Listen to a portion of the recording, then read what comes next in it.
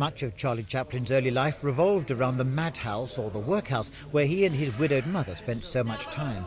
Ironically, they're filming Charlie the Kid, with Twiggy playing Charlie's mother, in a former lunatic asylum in Surrey.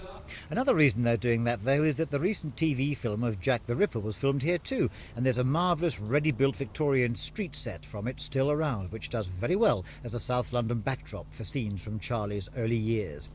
And the young Charlie is played by 14-year-old Joe Geary.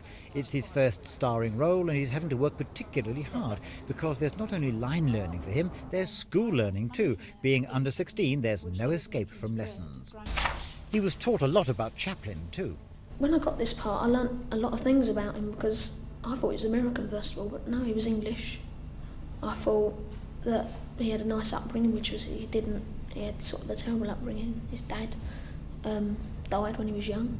His mum went in the nut house. Sort of, we had a sad poverty and everything. Why do you think they gave you the part of Charlie Chaplin as a young lad? I don't know. That's quite a hard question, but I don't sort of really know. Joe Geary is a very bright child, a very intelligent child, and he brings that intelligence to the role. That's a big help. I think physically, Joe has a very special quality. He has very sad eyes. And the noticeable thing about Chaplin was he mixed this extraordinary comedy facility with pathos.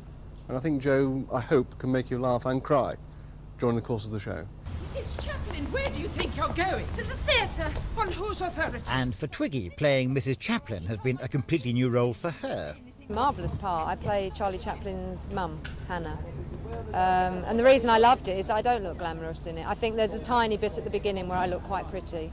And then for 5 episodes, I look pretty grim. But that's nice because, you know, when you've been a model and done all that, you usually get offered roles where you just have to look, you know, you're like set dressing.